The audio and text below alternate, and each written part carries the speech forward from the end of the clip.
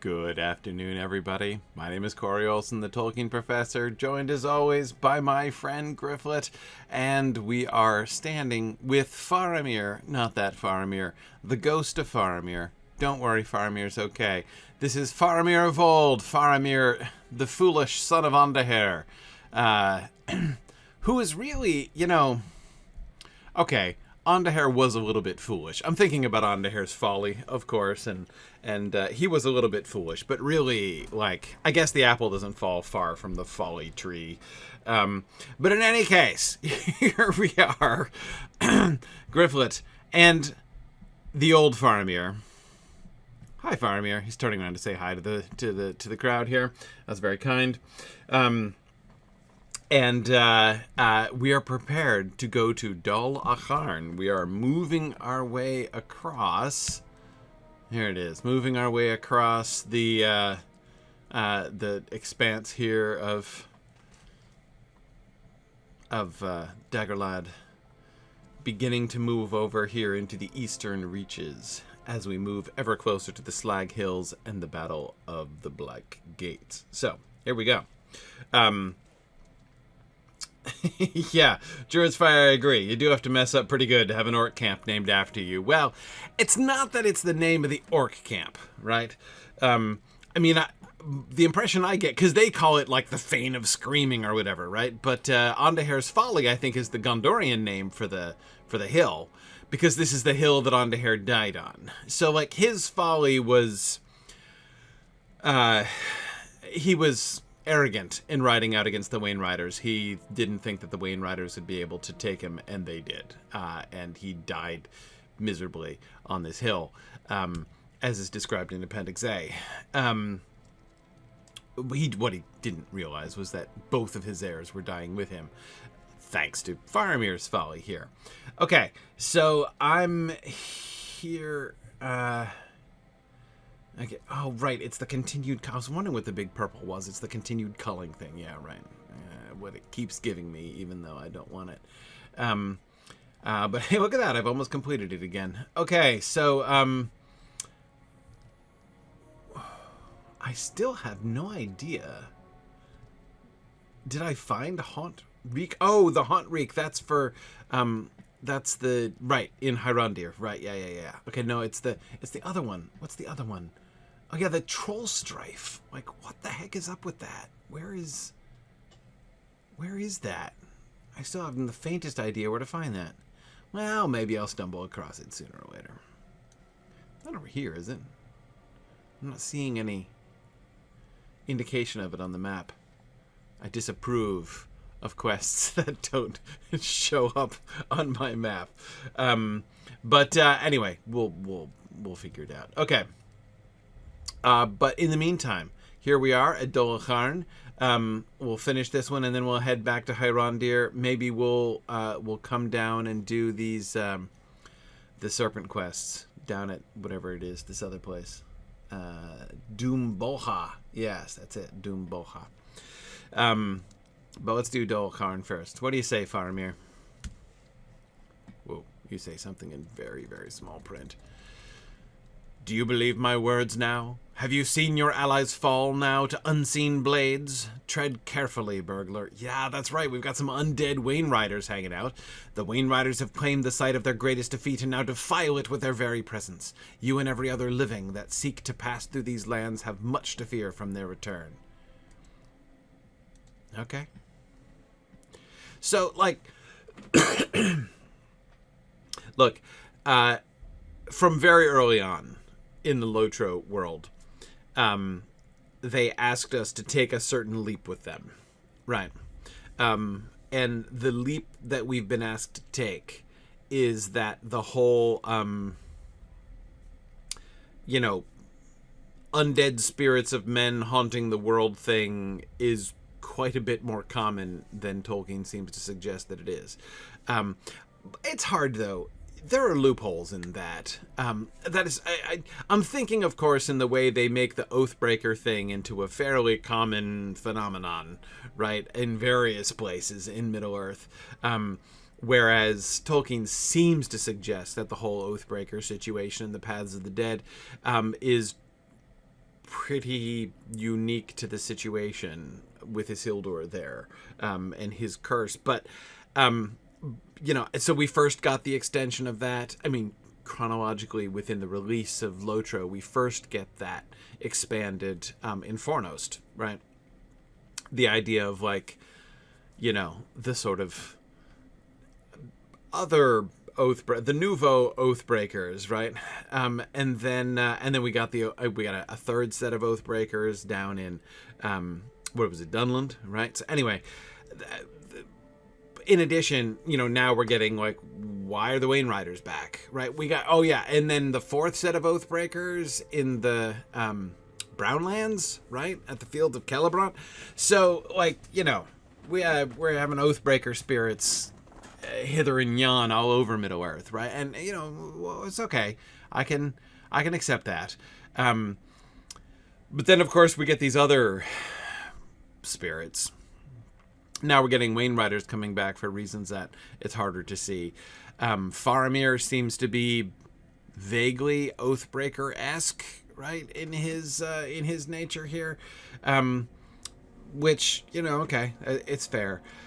I will say, though, there are definitely loopholes, although Tolkien does not suggest, like, in principle, Tolkien doesn't talk about, you know, the spirits of humans routinely lurking around Middle-earth,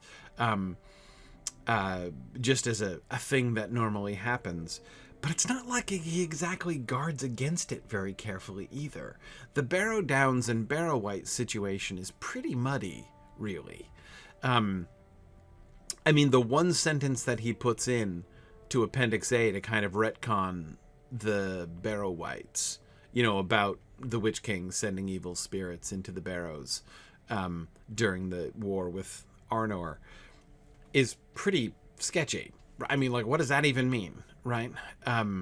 What does that even mean? Are there, like, what is their connection with the dead spirit? Does he have the authority to... So, like, these aren't the spirits of dead things, then. They're just evil spirits, what, animating corpses? If so, how is it that Mary comes out of the barrow with connections to the memory of an actual Arnorian prince, right? It's not clear at all how that's going down. So that there's a possibility of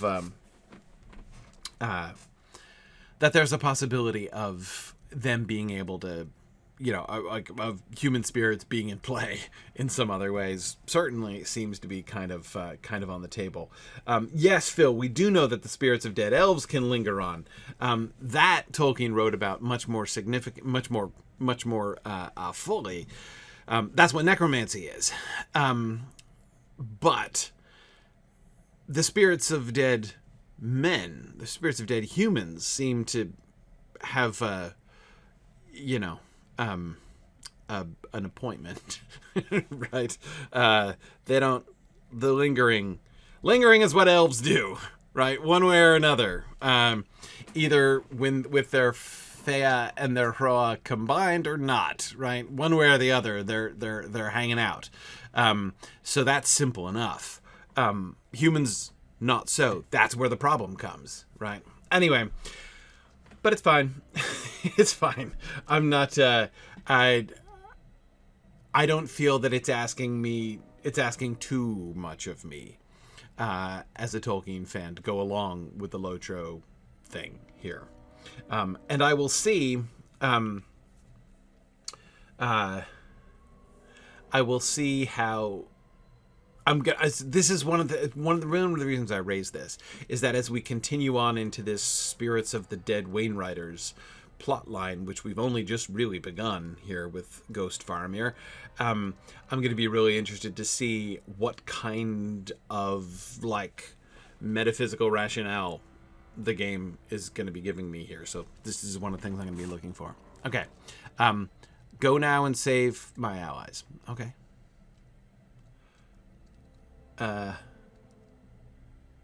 What? So what am I supposed to actually do then? Oh, probably just go there and get quests when I show up, right? Okay. Let's give that a shot. Oh, look. It's a Wainrider. Oh, mounted ghost enemies? Great. Dol Acharn once towered above the plain, but now only the base remains. Dun dun dun. Right. Drowsnake wants to know what oath that... Hey, why am I dying? That's inconvenient. Exactly. Yeah, what oath did the... hang on a second. This is not good. What's the problem here? Is this a shadow issue? What the heck? Do I have to get the gear? Am I, like... What's the... Wait a second. So I can't go up there?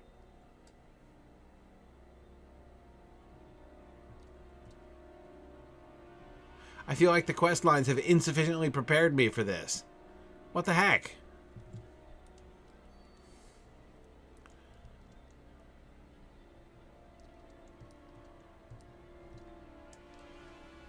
My quests are clearly telling me to go up there. I'm 4 levels over what I need to be.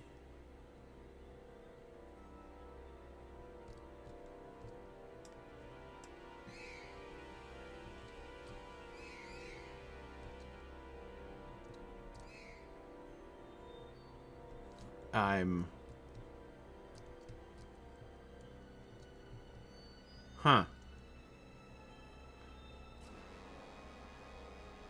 Here I was, like, about to talk about the oath-breaking of horses when, I mean, it looks like Shadow, like Mordor Shadow, like I need some of the Light of Earendel stuff. But that's not even been introduced at this point. I mean, not to Gryfflet. I mean, I've encountered it with my other alts, but... What the...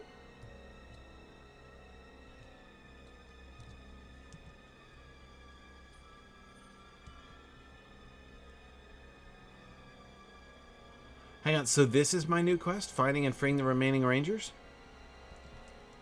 So it's not actually sending me here. So he brought me here overlooking Dol Acharn. That's obviously where the ghostly Wainriders are. And he's like, go to it. But don't go up there. Okay. Okay. I don't get it.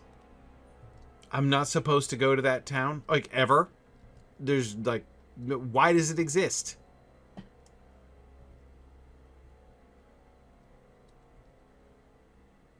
Okay, whatever. So, Rangers... Hang on a second. Is there a part of this story I'm forgetting? The remaining Rangers in Anborn's company?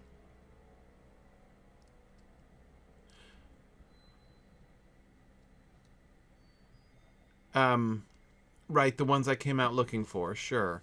I didn't realize this was even connected with that quest. Well, I'm just not paying sufficient attention. Okay, I guess this is what happens, like, having to stop my stream and then come back and forget everything I was in the middle of. I mean, I remembered the fact that Anborn very foolishly sent a bunch of people out to look for the people who he had sent out, which is like a classic blunder. Because now he has to send out people to look for the people he sent out to find the other people. When the other people came back all by themselves. Like, that is exactly why you don't do that. But anyway, I didn't remember that... Hi. Staring blankly into the waters of the dead marshes. Knock it off, man. Snap out of it. What is this emote? Poke? I'm poking people. Okay. Alright. That's good.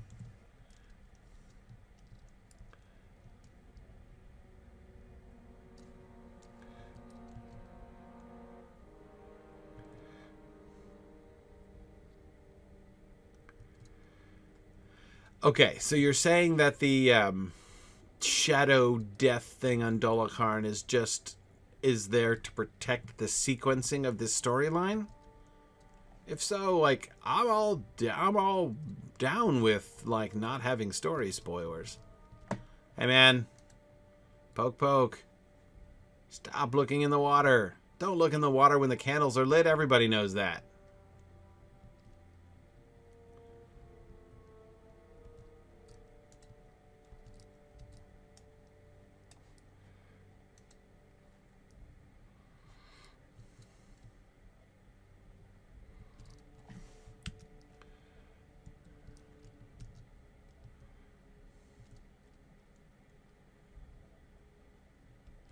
Okay. That's all right. Okay. We'll follow the flow of the story. I was looking forward to exploring Dol Acharn, but I can be patient. Okay. Where are we? There he is. There's the other Pokeball Ranger.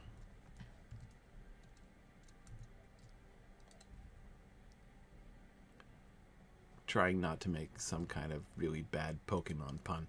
Okay. Good, good. There we go. Okay.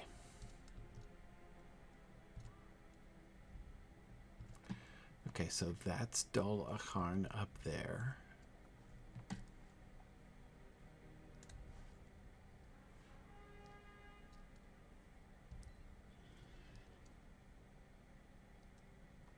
What glowy thing?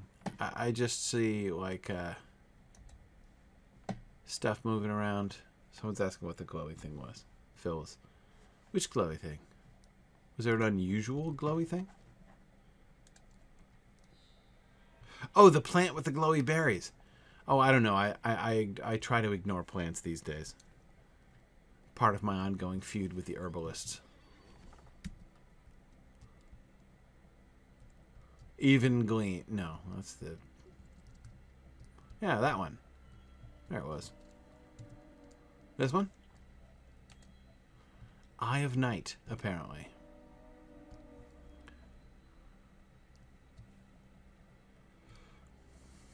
Yeah.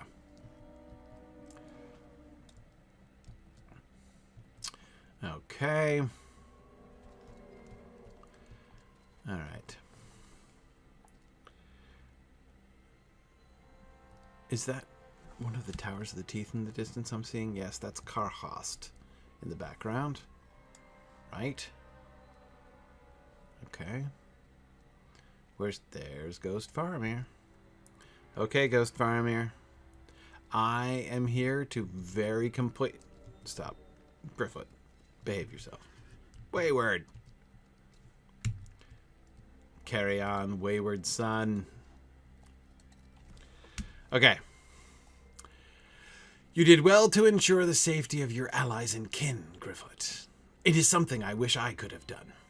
They would be wise to avoid the marshlands should they pass through the wastes again, for the lights can take a hold on any man. Let us hope they return to their encampment with news of what they found here. Yeah, what does this have to do with the... Okay. Your friends can rest easy for the moment, burglar, but rest shall not soon come to me. Even in this form beyond death, I have done naught to stop the countless horrors I have witnessed, and I can bear it no longer. This fallen man of Númenor, Burudagath. Right. What was his title? He's got a title. I forget what his title was. It was cool, though. Burudagath perverts the banner of my father and kills without mercy, and the Wainriders that rose in answer to the strife in these lands. Rose in answer to the strife. Pausing for metaphysical contemplation. In answer to the strife. Huh. You know what that makes me think of? It makes me think of the Red Maid, but that's quite different. Have slain the men of your company with fear alone. These two foes stand in defiance of Gondor on the hills of Dagorlad, and there remains no force to stop them. Yet I believe that I have found a means to set our foes upon each other. However, such a ruse demands swaying the attention of the Wainriders, and that shall be no simple task. Okay. Okay. Attempt to approach the hilltop. Okay, this is what I was doing before, but alright, we're fine now. Now I'm sure it will proceed with no problems, at least. It will proceed with problems, which then should hopefully have resolution. Oh, there we go. I'm attempting. Still attempting. Okay. An unseen force saps your will to press forth, and your morale begins to waver. I noticed that too. Okay. Alright, Faramir, let's get the story here.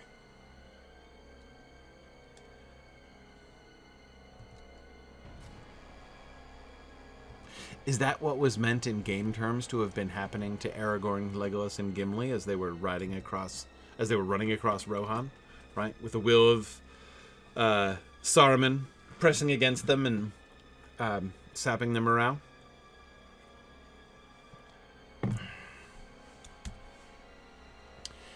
It is as I feared. It seems only the Wainriders themselves can stand upon the hill without succumbing to fear. I had hoped you would not encounter such resistance from the Wainriders before even confronting them, but it seems our cause grows more desperate. I may know a way to allow you to travel into Dol Acharn without hindrance, but it shall not be an easy task. That's okay. I have looked upon the faces of the Wainriders at Dol Acharn, and though many of them are lost to my memory, one has never been forgotten. It is the face of their chieftain, the face of the man who slew me. Even now I remember facing down the Wainrider chieftain with the Northmen. All at once it felt as if each of us stood alone on the battle against him and his kin. After his horse and chariot became stranded in the marshes, he ran me down himself, and I could not flee in the shallows. The mud and murk held my feet, and soon he was upon me. I fell, and the blood of the king's line spilled into the marshes. My folly had grown a terrible defeat, into no less than a disaster for my people. His spear tasted the blood of Númenor, and he knew the victory he had won over Gondor would not be contested by any man. Such a triumph grew a great arrogance within him, and as your friend Artamir told us, his death soon followed. You must gain an audience with the Wainrider chieftain if our ruse is to succeed, but it seems you shall find no such kindness without bearing a trinket of their peoples. I would have you seek the very spear that slew me in the marshes to the north. Okay. It's unlikely they will yield even once you bear it, but it is the only means we have to speak to their master. Okay. Okay. Find the spear. You know, Drowsnake, that's a method. Make an oath, break it, and then die expeditiously, right? If you kind of fast track that, then we can get up the hill. Well, I'll suggest it to Ghost Faramir as plan B if this doesn't pan out. If the whole bloody spear relic as... I mean, I'm not even gonna talk about the challenge of finding a, 1,000-year-old spear in wetlands, but it's all good. What's the story here? Oh, there's a quest? Well, fine.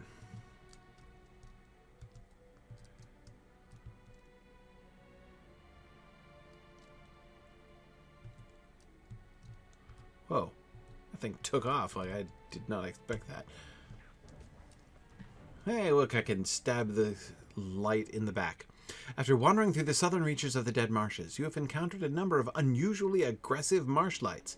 These seem to be the same marsh-lights that exerted their influence over the patrol of the Rangers of Ithilien as they fled northward from the Wainriders.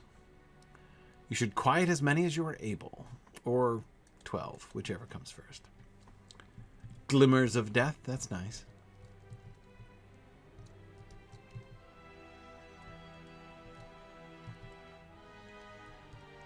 Okay. I could wish that they were called just called little candles. That would be fun. That's what Gollum calls them, remember? Okay. We're gonna slay marsh-lights. We're gonna be looking for spears.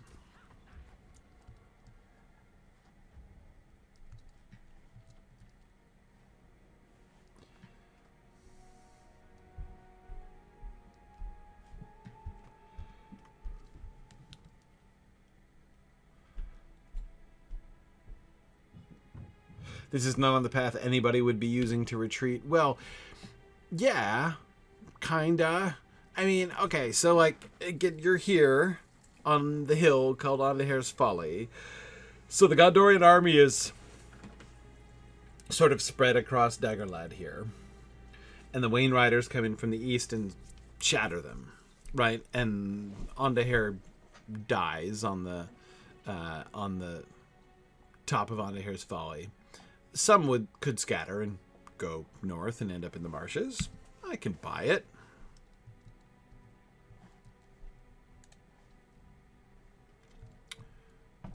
Okay.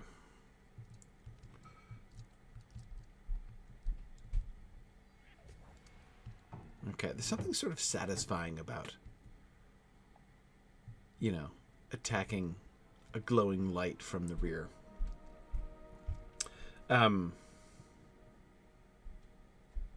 He said you were clearing the way for folks to retreat to Harondir? Right now?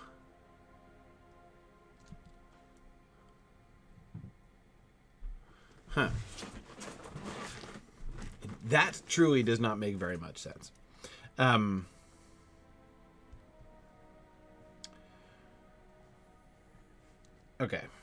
Hang on a second. Let me get since I'm just hunting right now, whether it be for spears or for... well, let me get a lore question up here. Okay. Whoa, it's starting to run low. Okay. 2 Council of Elrond questions. Okay, no, this is not a Council of Elrond, because it's a White Council question. All right. In 2953, the White Council talked again about the Rings of Power. In Appendix B, it is said Saruman talked about the one being lost at sea for the first time. However, in the Council of Elrond, Gandalf said Saruman assured them the one is lost repeatedly. Is it possible there's an error in Appendix B, and how often did the White Council talk about the Rings of Power? This topic seems to be somewhat confusing. Yes, it is a little bit confusing. I can agree with that. So I think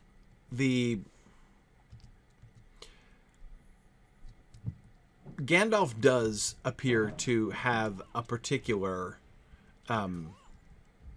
moment in mind, you know, when he talks about Saruman assuring them, right? But this doesn't mean that it... So first of all, even just the reference to, like, or the perception, I'm not sure which reference. Gandalf said Saruman assured them the one is lost repeatedly. I'm trying to remember the lines from the Council of Elrond where Gandalf talks about that.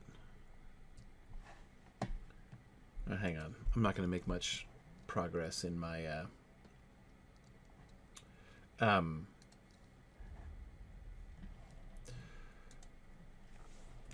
looking it up in the text here.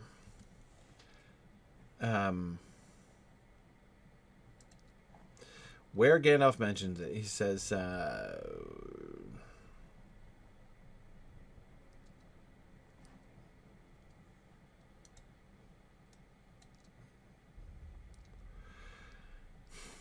Okay. So it says...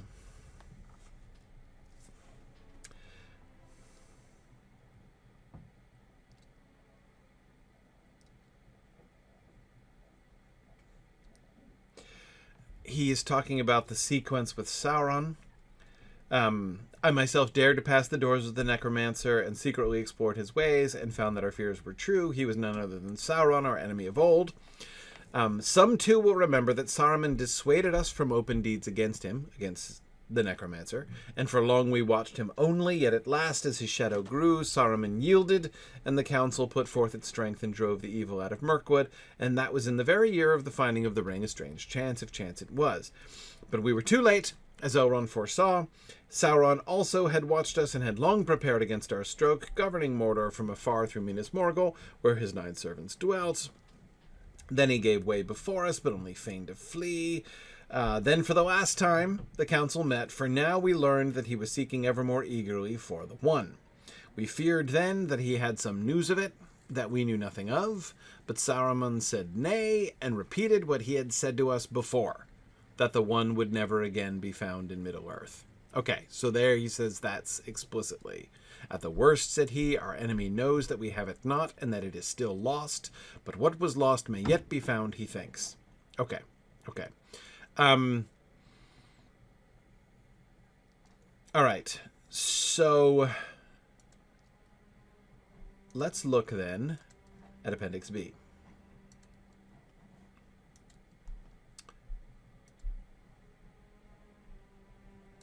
Let's look at Appendix B. I'm trying to pin down exactly where the sort of apparent contradiction that was Miley, right? Yeah, Miley is pointing to. Because there are some... Appendix B is not perfect. In fact, the inestimable Chad Bornholt just was excited about finding an actual contradiction to the Lord of the Rings text in Appendix B. It does happen. I think he's right. Remember that Appendix B was written substantially after most of the rest of the book was like completed and edited. So he, there definitely are issues here, but okay, hang on. 20. Okay, looking up at the White Council. Okay, the White Council is formed in 2463. We're not told anything that they talked about then. Whoa.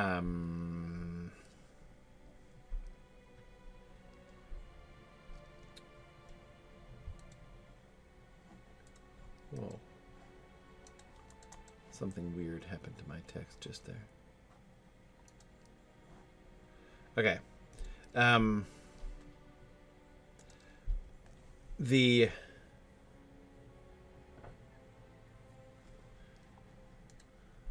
2953 date. Last meeting of the White Council. They debate the ring. Saruman feigns that he has discovered that the One Ring is passed down Anduin to the sea.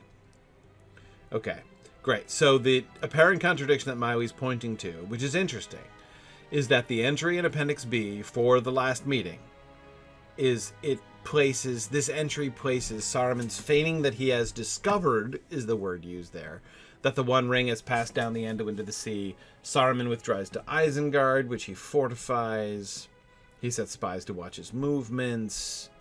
Okay, so the apparent contradiction then is Appendix B saying that it was only at the third meeting that Saruman revealed this. And Gandalf in the Council of Elrond explicitly says that he had told them before this and was only repeating it at that last council. Right? Okay. All right. I think I can see the problem.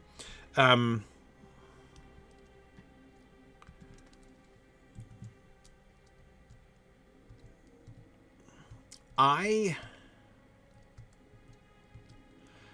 don't think this is a huge problem. So there are basically a couple ways to think about this, right?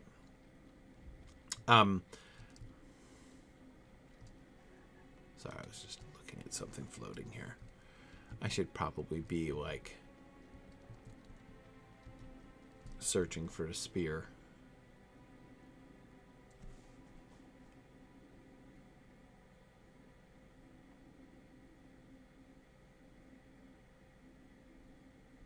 Yeah, because I'm up in like the spear zone right here, right?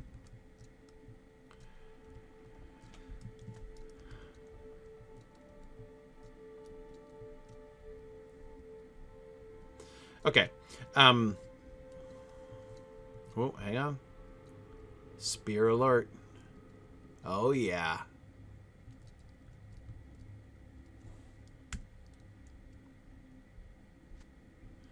Rusting rotted spearhead of early Easterling make in Gryfflet's highly educated archaeological opinion. Okay. All right. So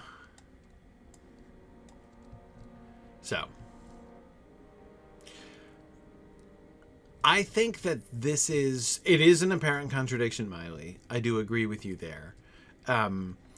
It doesn't feel to me like a big problem, though. Because the perception of a contradiction relies upon the fact that just because, if according to Appendix B, as it says in Appendix B, Saruman did his thing, what I think of as his, like, pushing all of his chips into the middle of the table, right? All of his, sort of integrity and reliability chips.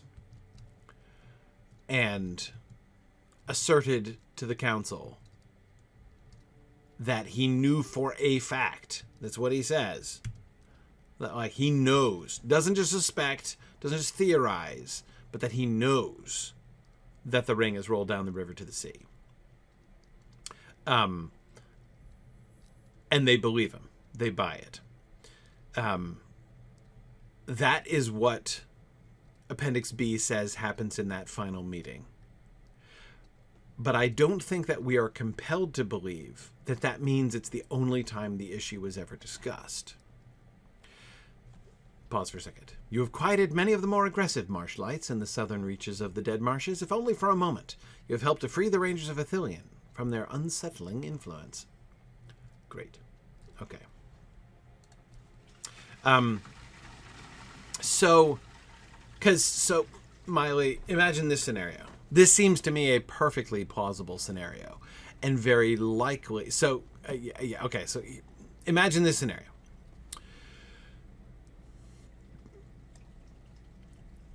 The subject comes up at an earlier council meeting.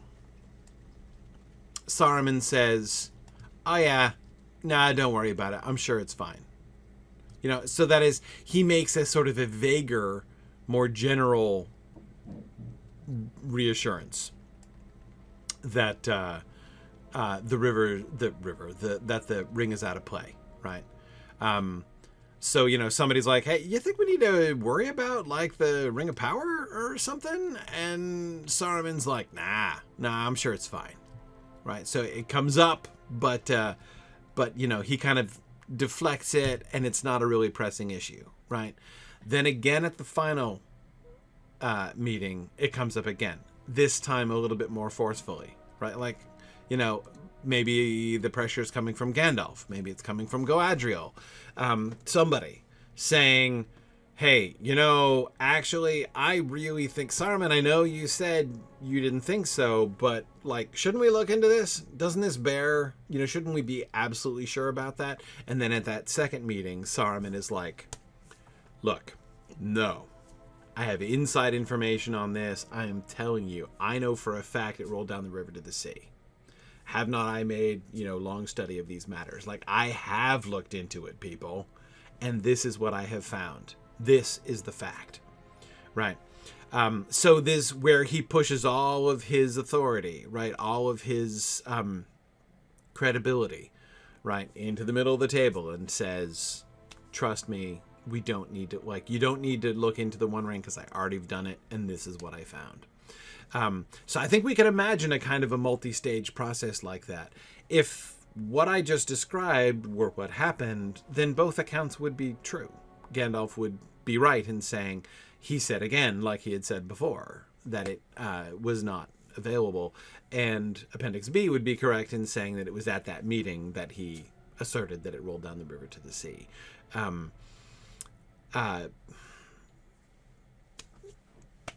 The question then becomes, like, does that seem like a plausible scenario? And to me, I find that a fairly satisfactory narrative, actually. In some ways, that version of the story, that works for me not only because it reconciles those two passages, but also because it helps to make sense of it. I mean, look, like, are we really saying it took them fully 2,900 years, right, before anybody was like, "Hey, what happened to the One Ring?" Right? Like, no one ever thought to look into this before. This never came up, right? When in the first meeting of the White Council, they're like, "So, Council of the Wise, we decided to pull together our resources and figure out what's going on here. Anything we should look into?" Like, nobody even put it on the agenda, right?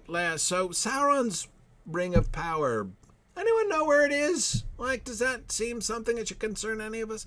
I mean, like, so again, my point is, if it never even came up until 2953, we have to believe that nobody's ever cared or asked this question before. And that takes a lot of believing to me. So the idea that this had been discussed earlier, whether it be at exactly the previous meeting, whether it be at the very first meeting, right? I mean, this could have been like the first agenda item, or second agenda item, right? First agenda item is electing a chair, which turned out to be a fairly contentious agenda item. Agenda item number 2, right? Once they elect the chair, it would not have shocked me if they were like, so let's start off by talking about the whereabouts of all of the most dangerous things in Middle-earth, right? Can we talk about the Rings of Power a little bit, right? I mean, again, that seems to me very, very sensible. And this scenario that I was just proposing would make sense of that while also reconciling the two passages. So that works for me. I would add, by the way, it's not essential. That is, like, we could just choose to say, yep, it's a contradiction, not really consistent. And that's fine. There are contradictions and inconsistencies in Tolkien. There's bunches of them, actually.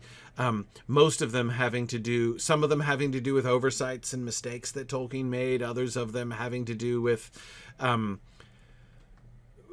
like, the convoluted history of how the story developed and changed over time, and sometimes old versions of the story still get stuck in and kept in and whatever, like that kind of thing. There's lots of examples of that kind of thing happening. So I'm not at all trying to merely preserve the text, right, or claim that it's impossible that there could be a contradiction of this sort,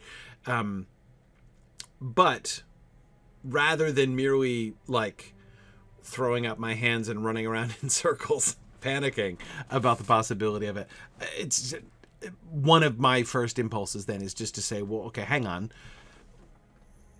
is there a reason Tolkien, like, might he have noticed the potential contradiction there and just didn't care because it was easily reconcilable, right? Would there have been an easy narrative, like an easy story through which these two, like a scenario like that in which these two could be reconciled? And if there is one that presents itself fairly easily to hand, it may well be that's why Tolkien didn't bother to like correct it, because he didn't think it was a problem. This to me kind of fits into that category. This isn't I don't think it is necessarily a contradiction, though I do understand how it seems like one. Yeah. Okay. Faramir, what do you think?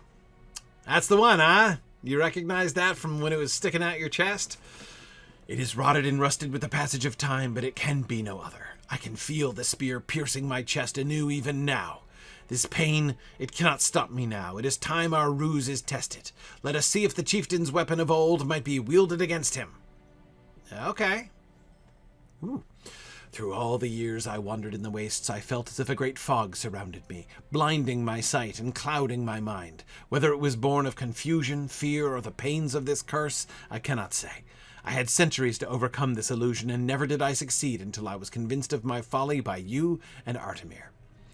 Gryfflet, do you understand? As I once did, the Wainriders must now suffer the same sickness of the mind. Okay, so he is not talking about the metaphysical causes of their remaining on the plane, but he is interested in the metaphysical conditions under which this happens. Like, that is the experience that he is assuming that they as spirits have to. So this is a, hi, my fellow troubled dead spirits wandering the plains. I have found a certain amount of self-actualization and peace, and I would like to share that with you. Okay, no, by all means, let us undergo counseling sessions with each of the Wainrider spirits individually. Okay, they are men outside their time in this age, and the truths of their past are all they shall see fit to believe, as the men of Gondor were in the time of the Wainriders. Burudagath and the Bloodletter. That's his title, the Bloodletter, of course. Burudagath the Bloodletter is a man of Númenor. Although the Númenóreans were once one people, their fates were divided through the influence of the Dark Lord. Right, Kingsmen. Faithful. The faithful defied Sauron and believed not his lies, but many others fell to evil and became known as Black Númenóreans, and Burudagath is but one of them in service of the Dark Lord. Even with how far he has fallen, he cannot deny his heritage and the blood he shares with my people of old. I understand you may have heard these tales, my friend, but this shared lineage might be turned to our advantage. To a man of Gondor, the history of Númenor is great and terrible, yet to a foe of our peoples, such tales and truths are but a trifle. A hatred so blind does not measure the goodness or evil in men. Okay, so we're going to convince the Wainriders that the Black Númenórean is the leader of the Gondorians. So they're going to be still looking for the remnants of Númenor to hunt down, and we're going to convince them that the Black Númenórean is it. Tracking with you, Faramir. This is a cunning plan. Okay. Right. Yeah. The Wainriders at Dol Acharn need only understand that a man of Númenor flies the banner of a king of Gondor. Oh, that is using his own... he's going to be hoisted on his own petard, isn't he? I love this plan, Faramir. This is a great plan. And of their hated foe, Ondoher. So we're going to convince your old enemies who slew you, the very man who slew you, in fact, that the servant of Sauron is, in fact, your dad, Ondoher. Genius. My friend, go to Dol Acharn and call forth their chieftain. He must be convinced of Burudagath's heritage and the banner he bears. If you succeed, his deeds, good or ill, shall be but a whisper in their ears as their hatred calls them to battle. Okay.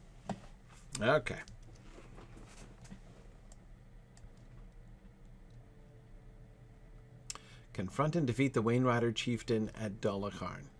Defeat him? He's probably going to stop me short of killing. Oh, no. I really don't want to do mounted combat against ghosts.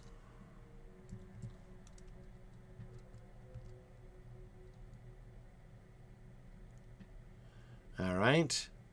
We're going up the hill. We're not dying now. All right, we're in business.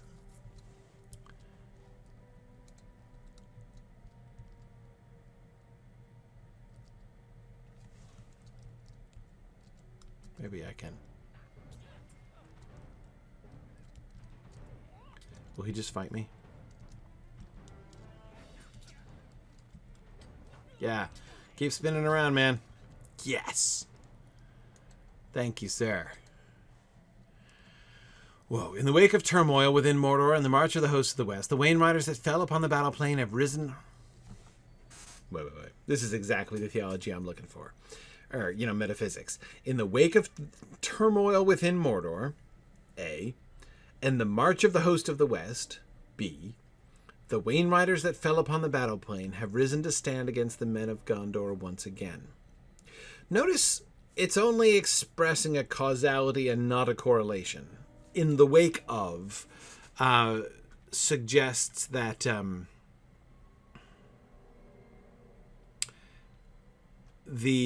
these two things might be the grounds, but not necessarily the causes of the Wainriders. Well, certainly not the cause of their remaining, just the cause of their being stirred up.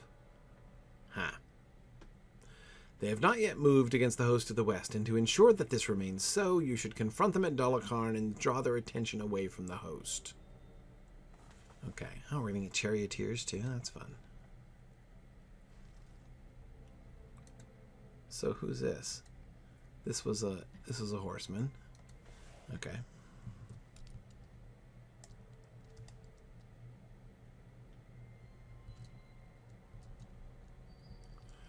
Okay, so oh look, there's a banner. Do I get to set fire to spiritual banners? Ooh. Are you a charioteer? You are. But you're not in your chariot, very sensibly. Yes. Oh, good. Look, I don't have to kill your horse. Does your chariot just hang out? It does. Yeah. Hey there, ghost horse. I have no quarrel with you, ghost horse. Okay, there we go. I love how there's still a little splash of blood when I hit them. Or is that... Oh, okay, no, it's just the force of my blow. It's not... Are they... Was there like ectoplasm spraying around? Okay. Oh, wait. No, there's another chariot there. Oh, the other chariot went away. I like to... Oops. Sorry, I thought I was stealth there, dude. I would like to think that I am liberating the spirits of the horses. Be free, ghost horse. Be free. Oh, no, there's the other ghost horse. Well, I still would like to think it.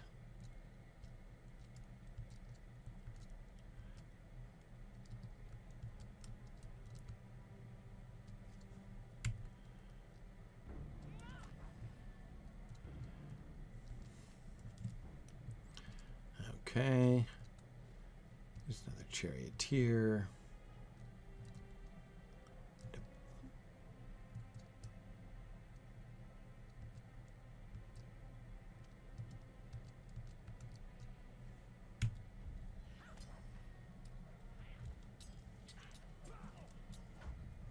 Okay. Fair enough. Okay. Thank you, Druid's Fire. I appreciate your answering those questions for me. It is hard to read and address them all. Okay. All right. We need a whole passel of soldiers, though, don't we? Oh, only 6. Okay, so we're making progress here. Soldiers and bowmen.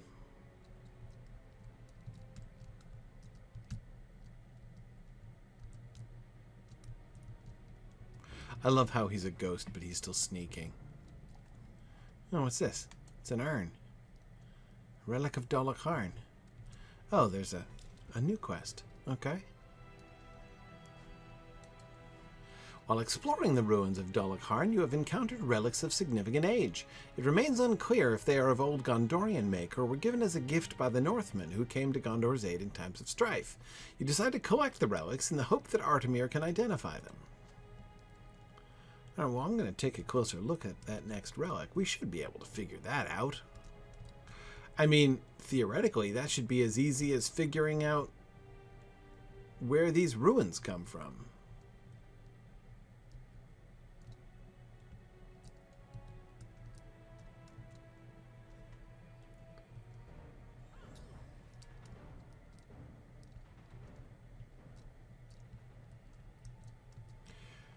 Which sure look like Gondorian ruins.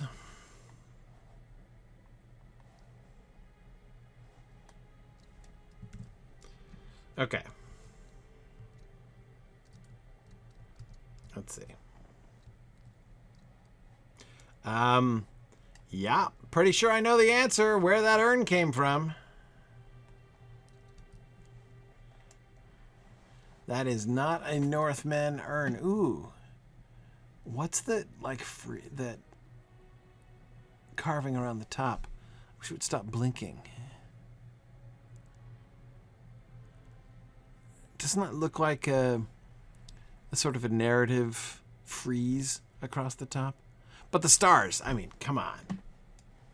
Stars are a total giveaway. They're not gifts from the Northmen, obviously. We don't need Artamir to tell us that.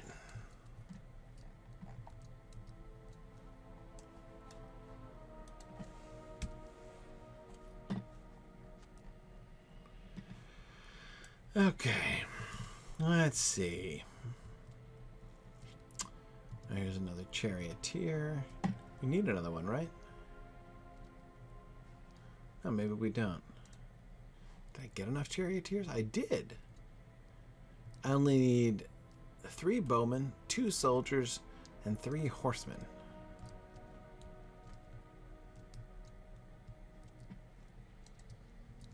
So we can leave that guy in peace.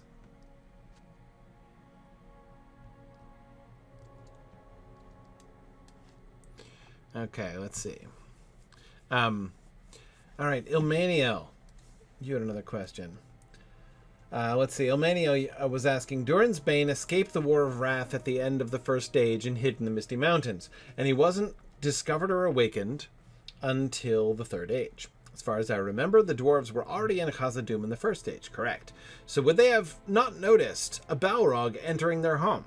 Oh, I see. Instead, he remains unnoticed for thousands of years. It seems to me a Balrog entering the mountains to find a place to sleep would have been hard to miss. That's a lovely question, right? Yeah. It does raise this very attractive possibility, right? You know, one imagines like the bustling city of Khazad-dûm and the Balrog kind of sneaking in the front door and being like, I hope nobody notices me while I sneak down, you know, to the caves underneath. So I believe the understanding here. I don't think he got there from... Wait a second. We've no quest for these ghostly banners. Oh. Are those scythes? Oh, that's pretty metal. Crossed scythes.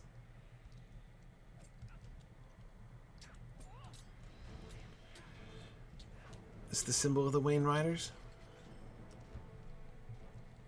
Is that what, Okay, so then my next question, is that what they fought with on their chariots? Dude, that is...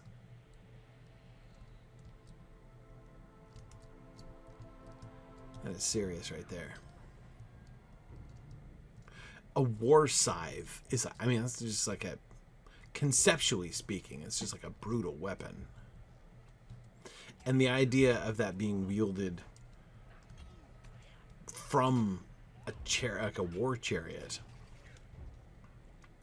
You know, just the image of the war charioteers going and, like, you know, harvesting the enemies on the battlefield like grain is sort of chilling.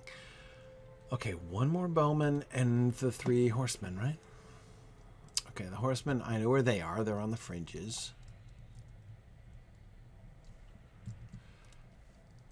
How many pots do I need? Relics. Okay. They seem to be exclusively urns. Okay. That's all the bowmen I need.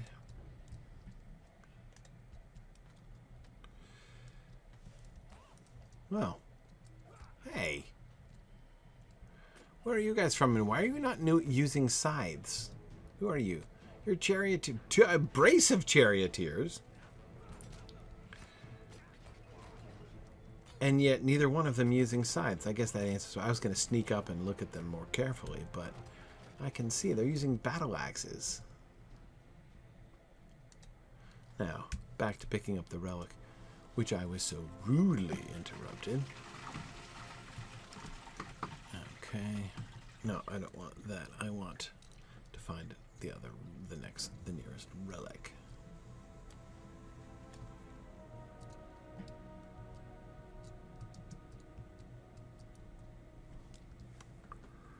Can I pick it up from up here? I can.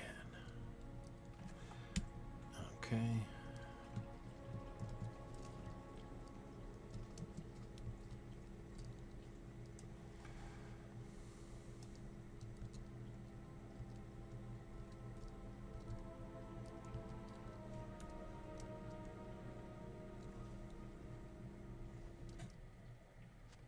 Okay.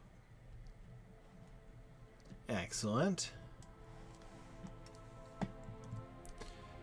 Now I just have to find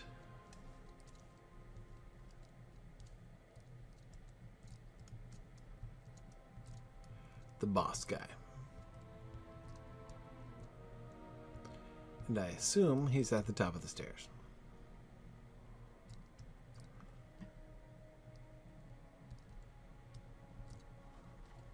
Oh, what's the wheel? Time-worn wheel. Is that the wagon wheel of the chieftain? Time-worn wheel. So this is a wheel of time, you're suggesting? A chill washes over you as the Wainrider chieftain appears. You are bold to challenge me, Hobbit. What are you saying? Especially bearing my own spear. Want to see if your bravery is matched by your skill. Ooh, nice helmet. Like the horizontal horn thing. It's fun. Can I stun you? How exactly does one go about stunning an incorporeal spirit? But then again, if I answered that question, I might be compelled to answer how it is that I'm pounding on him as well. So let's just try not to ask these questions. Seems safer all around. The Wainrider chieftain fades into shadow, but immediately reappears. Good. Now I can look at you a little bit more carefully. What else you got? You're hard to see. Oh, okay. Look, there's the falcon insignia on his belt.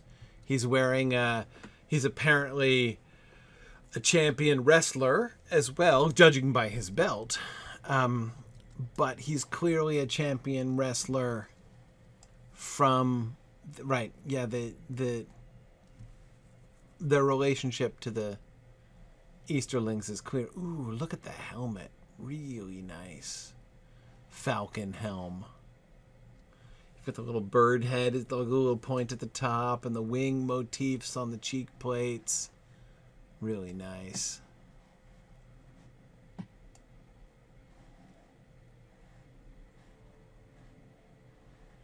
Yeah, the wing designs on his shoulders there. Oh, yeah, you've got the classic falcon and ring there on his back. What look like horns on his head, which are actually the wings of the falcon spreading out, whose little head is sticking up top. Yeah, no, that's great. That's fun. Okay, Zon Ashu. What do you have to say now? You have my attention, halfling. You stand before Zon Ashu of the Wainriders. Speak quickly, or I shall remove you from my sight. You warn Zon Ashu that Burudagath of Númenórean has come to the wastes and stands upon the western hill of the battle plain in defiance of the Wainriders, under the banner of a king of Gondor. Gondorian dogs! No matter how many we slay, they rise against us anew. They think themselves our betters, but we do not shrink from battle so easily. Zon Ashu begins to shout to nearby Wainriders. Ready the wains and chariots, men. Gondor shall breathe its last this day, and the men of Númenórean shall finally be vanquished. For merely a moment, a wave of confusion washes over Zon Ashu's face. Yet, why would one such as you offer us knowledge of our greatest foe? I do not understand. Zon Ashu seems to steady his resolve, but I shall not dismiss it. Go, halfling, warn this Burudagath if you must, but do not attempt to stand between us and our prey. Hey, this is working out great. Wait till Faramir the not so foolish as he seems, or maybe less foolish than he used to be. Here's about this staggering success. But first I gotta attempt to achieve the interesting goal of defeating 3 more horsemen while on foot.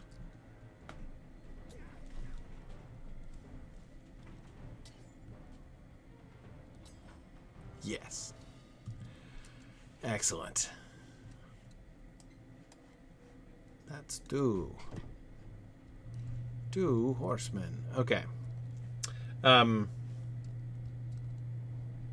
right, so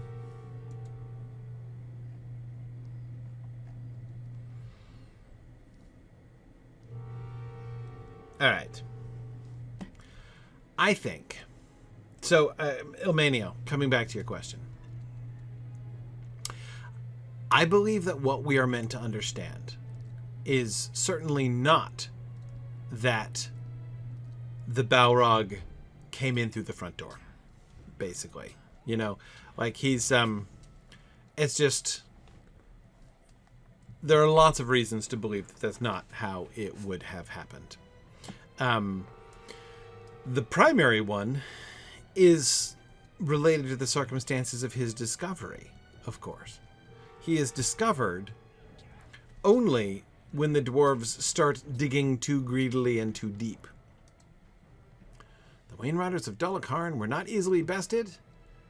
Okay, but the host of the West shall remain unknown to them. And they shall not come up in the book, but only because we've cleared the way. I do love that. I do love the way in which Lotro provides itself with, like, adaptation armor, right? So, like, you can't complain, hey, there weren't any undead ghosts flitting around on Dagorlad in the book. Like, that would surely have been mentioned if that were true. To which the response is, but you see, it wasn't mentioned because they weren't there. Because they had been cleared away by the player characters. So, like, but if it weren't for us, sorry, I'm just looking at the sky here. But if it weren't for us, then surely they would have been in the book, and the book would have ended differently. Love that. That is so much fun. Okay. Exactly. Imagine how much longer the Return of the King would have taken to write without Gryfflet. Indeed. Our ruse may yet succeed, Gryfflet, but the Wainriders do not sound like any ally of ours, even after we offered them the location of their hated foe. It seems time cannot change some men. They are ever the stubborn folk they once were. Now, my friend, we must move against the Bloodletter while the Wainriders prepare, else all shall be lost. Why? Why don't we just chill a little bit? The time is upon us. Burudagath must be brought low before your allies think to approach the Black Land, but such a feat shall not be simple, even with the aid of the Wainriders. Fear is powerful, but he is a man unlikely to succumb to it, unless he senses that fate or the will of his master has turned against him. Knowing this, we must be wary. The Bloodletter is of considerable strength, my friend, for I have seen him lift his prisoners with a single hand. The blood of his ancestors runs true within him, and it shall be either our bane or his greatest undoing.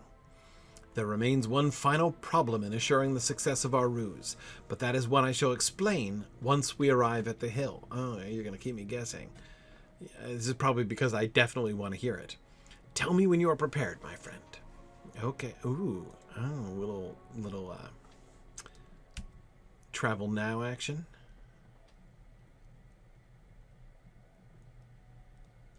Oh, I was going to say, don't I have the other quest to turn in? No, I turned that into Artamir, the pot quest, the relics quest. Okay. Okay.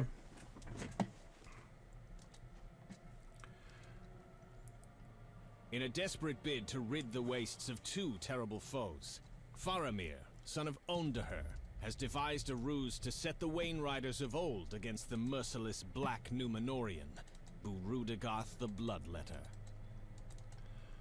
And such a clever plan. I'm really proud of you, Faramir. I think you're doing excellent work here. Boy, what have I got all this stuff? 25 Lotro points? What did I get?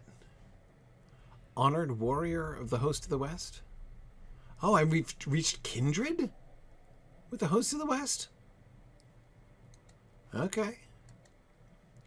I didn't realize that.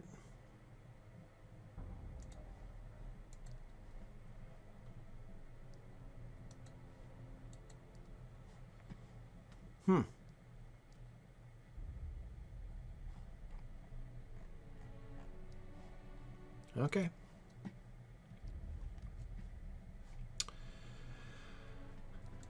All right, what do you say, Faramir? Although I have spent many years upon this hill, never once have I raised a weapon against the Orcs. They came to regard me as nothing more than some sort of twisted amusement for their master, and in time I began to believe it myself. You have freed me from such delusions, my friend. It may have been folly for me to join the battle long ago, but to flee this fight could bring ruin to Gondor and to my people. Gryfflet, we must rid the hill of Orcs and leave none but the Bloodletter to the Wainriders. If they encounter even one Orc that is loyal to him, it may reveal our deception. I was wondering about that angle, and that is a chance we can ill afford to take. Okay. Clear the hill of Orcs. I'll let you tank. Nothing like an incorporeal tank. The Hobbit and the Spirit are back.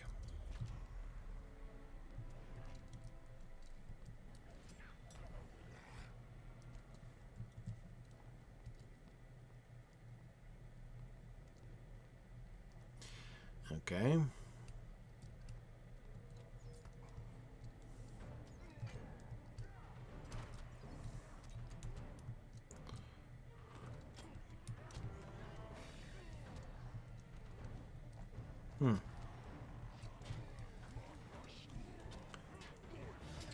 We're just fighting things. Okay, so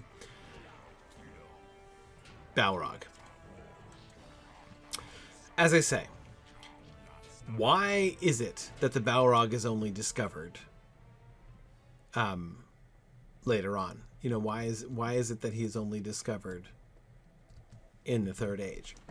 Answer: because he was so deep concealed, right? He was living in such a deep part of the place that they didn't discover him until they started digging too greedily and too deep, right?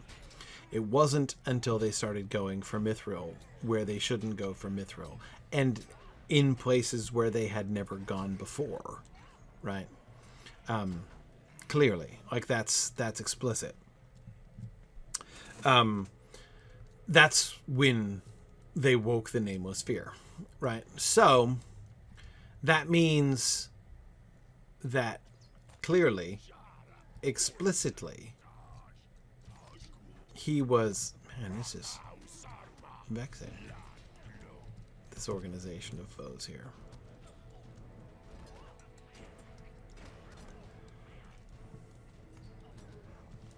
Oh, there we go. That's a little bit better.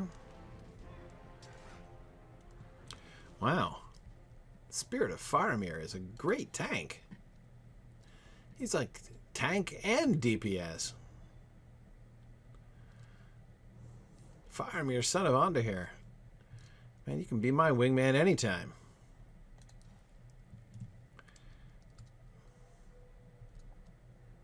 Pay attention, you idiots. They're here. Okay. Anyway, so the fact that the Balrog had concealed himself in these, like, really, really deep reaches of Moria suggests to me not that he sneaked in the front door, went through the streets of the Dwarodelf, and from there descended down into the deepmost regions, but rather that he got there the other way around. Like, again, I don't see any reason even to suspect that he came in the front door. Why would he come in the front door? There are many ways into the deep places of the earth. Now, it does seem to me perfectly legitimate. Oh, here he is. Burudagath the Bloodletter, man of Mordor. Ah, dear Faramir, have you come to watch more die by my hand? No, I come to challenge you and all your orcs. Especially all your orcs. Wow, it's like a Final Fantasy sword right there. After all this time, you still think yourself a warrior is actually doing really well. You are fated to fall, Faramir. Come, my servants. Okay, yeah, especially the servants, if you don't mind.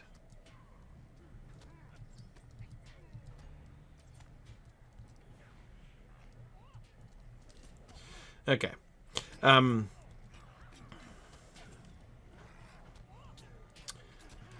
Yeah, so When I took Ondoher's banner, I meant to scorn him in death. How fortunate I was that his fool of a son was cursed to witness it all.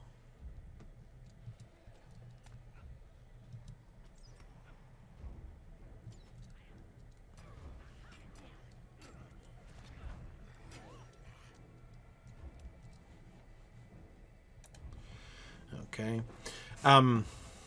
Yeah, anyway, so as I was saying, the deep places of the world, we can see from Gandalf's testimony how many have fallen because of your selfish desire to prove yourself. Hey, come here, man. Don't get discouraged.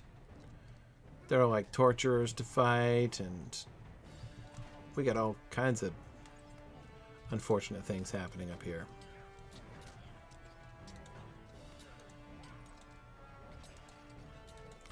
And look at me, not letting myself die.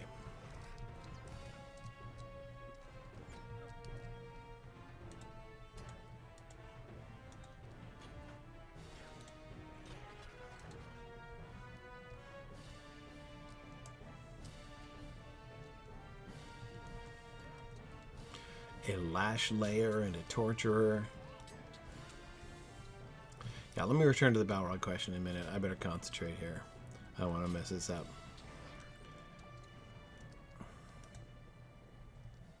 Plus I have more evil dialogue. It is of no matter now. Yikes.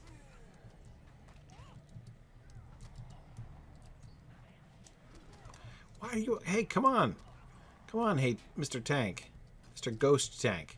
Would you please ghost tank these dudes?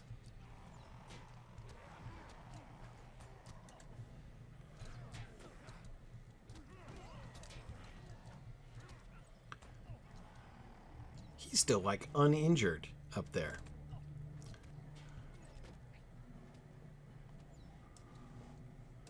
Stop shooting me, would you please? Oh, I can't get in there?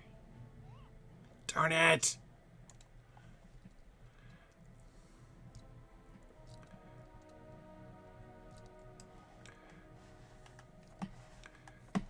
Where am I? Oh, holy cow. Shoot. Okay. I will try to do better.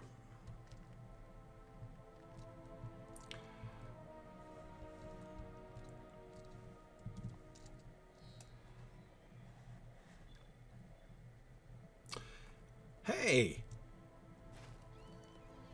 Look at that! I accidentally completed the Ruins of Gondor deed! How convenient! Oh, that was worth dying in the instance for!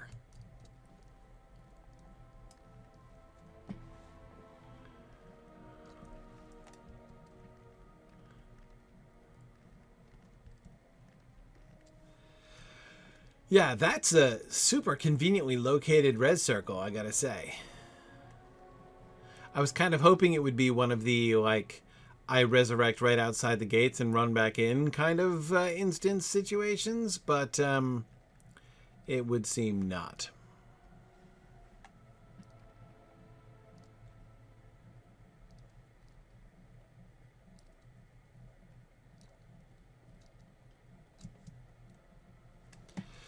Man, the end of that was getting pretty intense. Where on earth am I and where am I going? Okay, so I'm going in the right direction. Yeah. As long as I'm going in the right direction.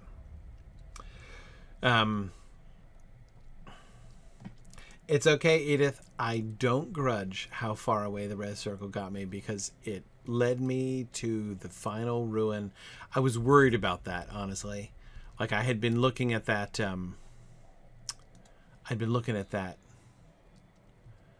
deed. And I saw that I was missing one. And I'm like, they're all in that area. I'm going to have to, like, scour that area for the one piece of ruin I haven't... Anyway, I'm delighted. Because I do like finishing explorer deeds of that kind. Okay, Faramir. Shall we try again? Where'd you go? There you are.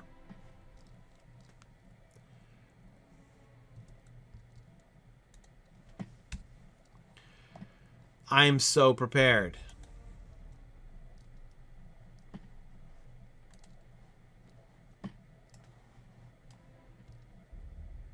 Where did he go? Oh. Is he still up there? Are the orcs already dead? Anyway, yeah, like I'll do a little. Okay. So it saved my progress? Huh.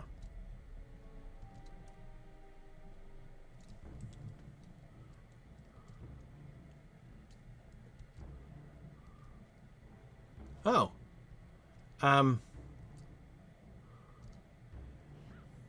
After all this, where's Faramir? I need my sidekick, don't I? Yikes!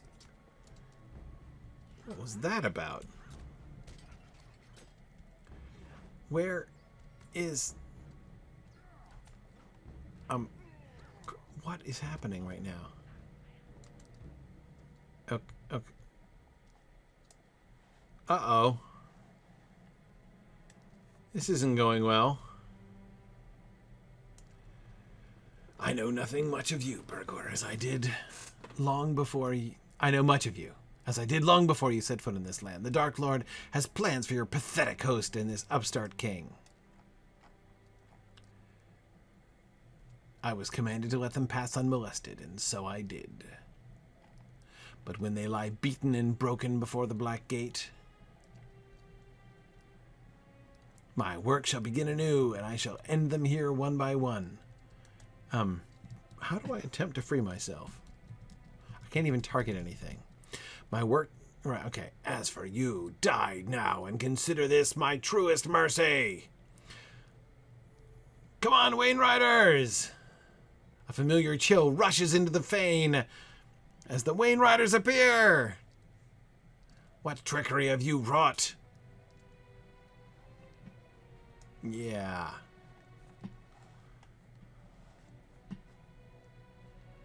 Answer me, spirit.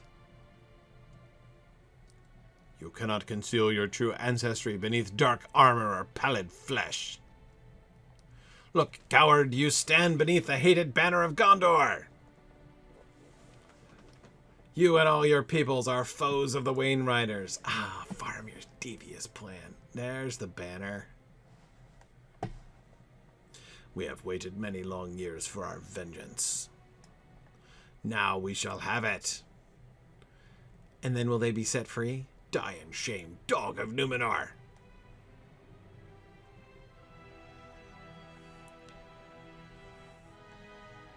You have done my people a great favor, Hobbit, and so I shall leave you in peace.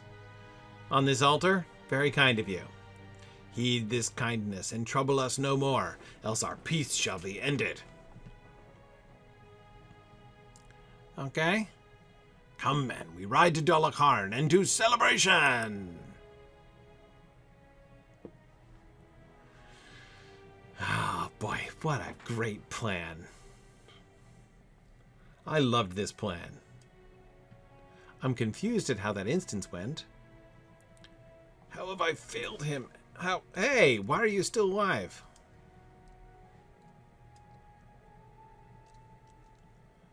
Not more of them? So many dead? Can you not see that? No? Really can't. Now he's permanently haunted?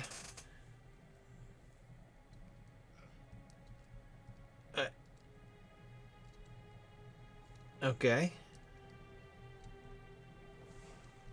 You missed it, Faramir, son of Ondoher. I am filled with sorrow that I could not aid you further before the battle's end, but I am glad the Wainriders have arrived in time to draw his attention from you.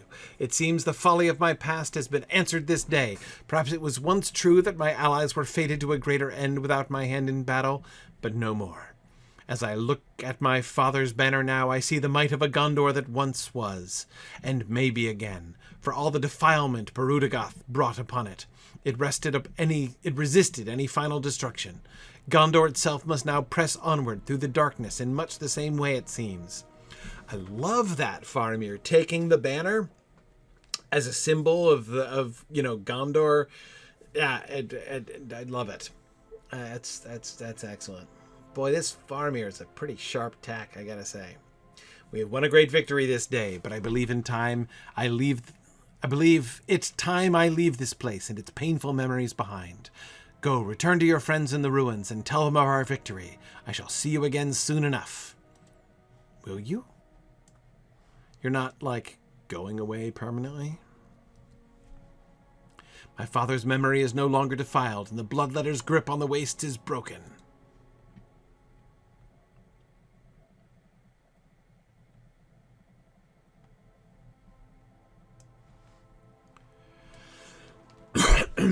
Where am I? Oh, back to Hyrondir. Well, that was convenient. That almost makes up for making me ride back across it. Okay. Anyway, let's hand in some quests then. What time is it? It's getting there, but we're still good. Okay. Langloss, what was your quest? Once the way is safe, we will assemble outside the Black Gate. You're the Doomboha guy. Okay. Still haven't gotten around to Doomboha. Working on it.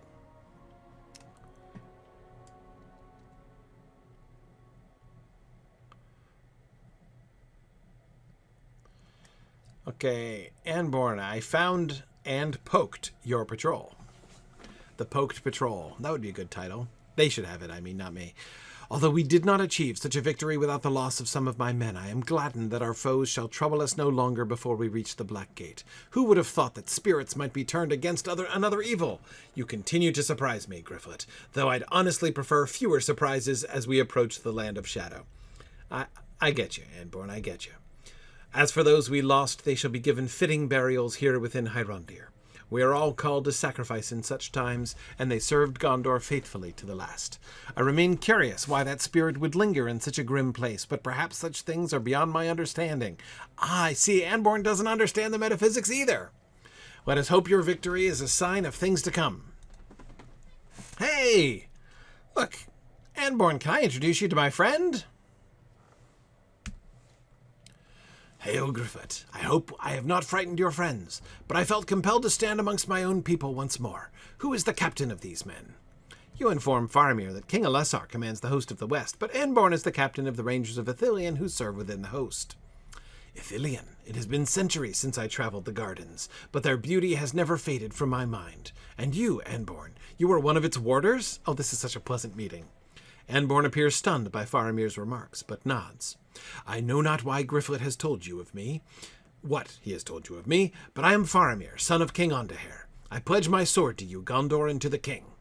Faramir bows deeply before Anborn. Anborn, he's pretty good, actually. If my curse should ever be lifted, it shall be in the service of Gondor. So, your curse isn't lifted yet? Still hanging around? I am honored to have one of the king's line amongst our forces.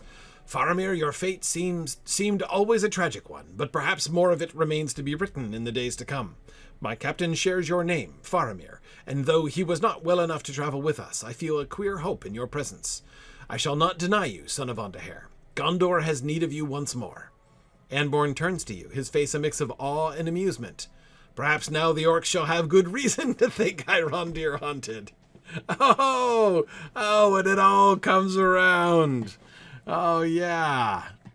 Got them to fear that there were spirits lurking here, and now we brought a spirit to lurk in here. That's lovely. Lovely. Okay. What's going on here? Artamir. Hey, man. Our undead friend is here. What's all this? You explained to Artamir that you recovered a collection of relics from the hill of Dol Acharn. I would prefer to study these relics in the more well-kept houses of lore, but Hyrondir shall have to do for now. No, what am I saying? You are perhaps the only one in Harandir who will still look at me, much less speak to me, and I shall not belittle a gift unasked for. You are too kind to bring such artifacts to me, especially after how much trouble I caused you and the Rangers. I think it shall be some time before they let me out of their sight again, but ah, what an adventure it was. Okay, Artamir. Alright, so let's see. Oh, I'm supposed to burn the Haunt Reek in the braziers in order to convince the orcs that the place is haunted? Seems a little unnecessary at this point, but it's okay. What else do we have? That's it, right? Enter Doom Baha. Defeat foes. Okay. Yep. So, I'm looking, yeah, in the stupid troll strife. Where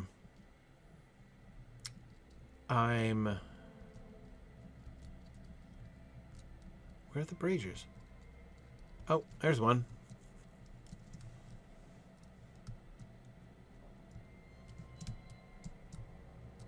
Come on. Seriously.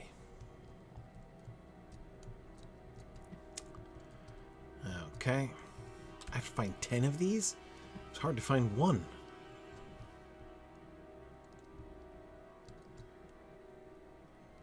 Alright. Okay. Are they all going to be up in the tower bits?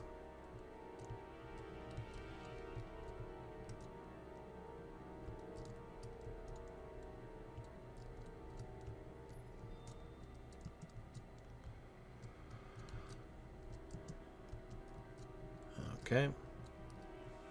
Anyway, so back to the Moria question. The experience that Gandalf describes when he's down there, right? Think not only of what he says about the tunnels and the passageways that were down there below the deepest delvings of the dwarves, right? Not only does he say that, but remember at what he says about how well the Balrog knew all of those passageways. It's that passage that primarily convinces me that the Balrog certainly, I would say even obviously, came in that way. He didn't enter into Khazad-dûm because he thought that Khazad-dûm looked like a great place, so he walks in the front door, right? Instead, he ended up below Khazad-dûm. There's one. He ended up in Khazad-dûm because he went under the mountains and then found a place. I don't know, was he like sleeping? I say sleeping because, of course, like waking up is the metaphor that they always use. Like woke the Nameless Fear, as if the Nameless Fear had been having a long nap or had been in some sort of state of hibernation. That might not be literally true. Like, that the Balrog was in repose in some sense, right? That it was hiding and not doing anything. So, hanging out there seems clear. That doesn't necessarily mean that it was actually asleep. But in any case, I also think that we tend to be... A mistake that I know that I've made is imagining...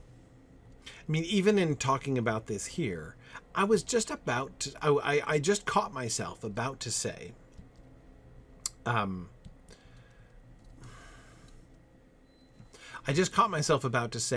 so he came in under the mountains, through the tunnels in the deep, deep places of the world. And he ended up, coming to rest. He ended up, hanging out right under Moria, right under Khazad-dûm. That's what I was just opening my mouth to say. But what I'm realizing, notice the mistake that I'm falling into there, which is a very easy mistake to fall into. And that is thinking of Khazad-dûm as if it were just like a city. As if it were just one little spot on the map that the Balrog would have had to like go way out of his way to locate and hang out underneath. But that's not the case. And it's certainly not the case when it comes to like the delvings and mines of the dwarves. They would have filled lots and lots of the mountains, right? I mean, the whole terrain that Khazad-dûm covered would have been massive, like a huge portion of the entire mountain range. And indeed, that's exactly what we see. Like, Lotro does this quite well, right? Lotro, in Lotro, you can see that the kingdom of Khazad-dûm spread over a massive area. So where exactly were the mines where the Balrog came up, right? Well, they must have been somewhere. But again, it doesn't necessarily at all mean that, oh yeah, so, you know, the central square of the city of Khazad-dûm is right here, and the Balrog was just like, 10 stories down or something, right? And then they happen to wake him up later on. No, he was hiding deep under the mountains, and the dwarves in their far-flung, mountain empire building and mining operation came across him where he was, right? So again, he didn't enter Khazad-dûm and go down through it. He clearly came in the other way, from the bottom. And he was just taking refuge deep under the mountains. It is like a city in that it spreads out for miles and miles. It's more like a kingdom than a city. It's the realm of the Dwarodelf, as Gimli calls it, as well as city. I believe I owe you an explanation, Gryfflet. Have you noticed that no orcs lurk in the ruins near Hyrondir, as they do in all the other ruins of the No Man Lands? This is no accident. We have tricked those cowards into thinking that Hyrondir is haunted. Suckers! One of the ways we do this is with those blue-colored flames you attended to earlier. Let me show you another way we spook them. How about with ghosts? Will you help bear my burden, friend? Another way we keep those orcs out of here is with the use of eerie-sounding instruments. Here's one of them, the Hyrondir horn. There's a few places in Hyrondir that have excellent acoustics. Go blow the horn in those places, and after that, see if you can find any curious orcs that have strayed too close. Sneak up behind them and blow the horn. Keeping the fear in them keeps us safe. I'll admit it's also a bit of fun, but don't tell Enborn I said that. Horn-blowing spots. Find horn-blowing spots. Okay. All right. Let's see if we can blow the horn before we... Where's a good horn-blowing spot? Not there, apparently. I think all the horn-blowing spots are upstairs.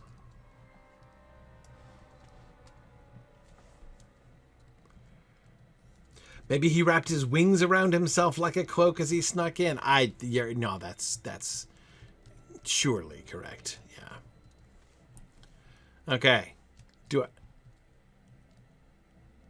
Oh, I used the thing?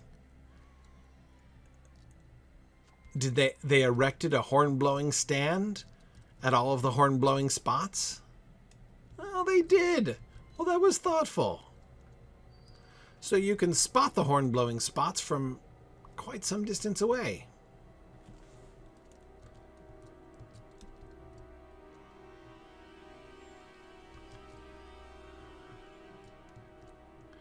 Okay.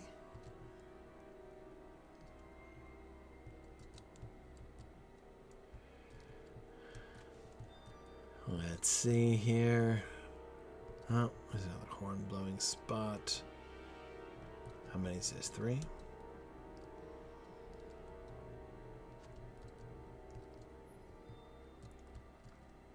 Okay.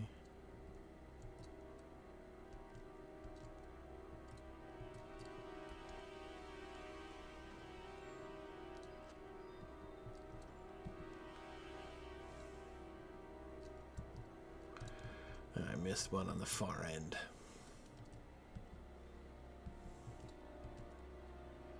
There's probably one down on the ledge up here.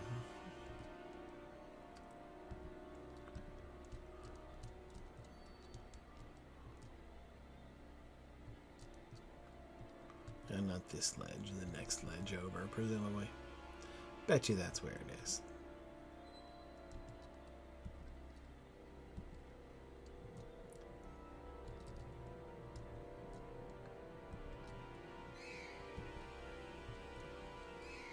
How do you...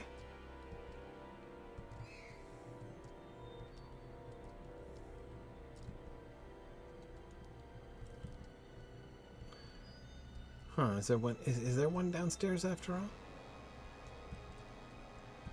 Yeah, I think I looked in the left-hand side and there's one on the right. That's kind of annoying.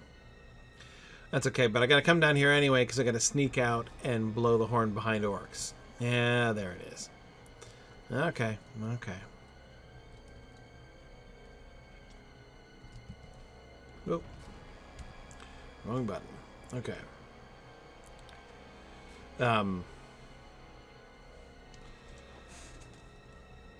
All right.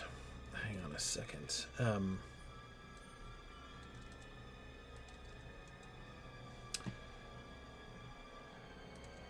One second. I'm getting in that, like this,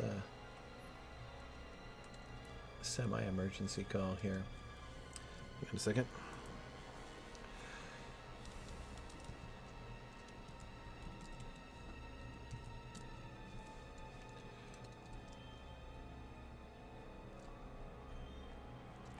All right, I think I'm gonna have to actually go. I got some sort of family situation here. I think my wife needs some sort of technical support, which I need to go give her. Especially, it would be churlish of me to ignore a call for help from my wife today of all days, as it's actually our anniversary today. So let me go do that. Right, I can spook curious orcs next time. All right, so next time we'll see if we can wrap up the rest of these. Maybe I'll even see if I can find some of that troll strife, and then we'll totally do Doomboha next time. That's absolutely the goal. And then we've still got Lying Reuven and then on the Slag Hills. We're getting there. We're getting there. Okay. All right. Thank you for your congratulations. Yes. It's what is it? I have to do math. 27 years today. Okay. Thanks everybody for joining me this week. I should mention that I'm going to be back. I won't be here actually. Sadly, I won't be here the next 2 weeks. July is a very travel intensive week, time for me. Next week, I'm going to be traveling with my family. The week after that, I will be at Comic-Con. In fact, I will probably be sitting in Hall H in the Rings of Power presentation at Hall H in Comic-Con, precisely 2 weeks from right now. Anyway, yeah, that's where I'll be in 2 weeks, which should be a lot of fun. I'm looking forward to hanging out with the Rings of Power folks at Comic-Con again. That should be fun. Yeah, we'll see if Colbert shouts me out again. I don't know if he'll be there. If he is there, I hope to get a chance to talk to him this time. I wasn't able to talk to him last time, so it would be.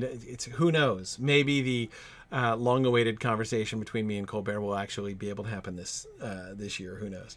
But anyway, we'll see. All right. Thanks everybody. Sorry, I was just laughing at the Ranger of Ithilien photobombing Gryfflet there. Thanks for joining me. I will see you guys back again on August 2nd. Thanks very much, everybody. Stay tuned for Druid's Fire. Bye now. Thanks for joining in on my rambles around Standing Stone's brilliant digital adaptation of Tolkien's world. If you enjoy these adventures, please consider supporting this and other entertaining educational programming by donating at signumuniversity.org/fund.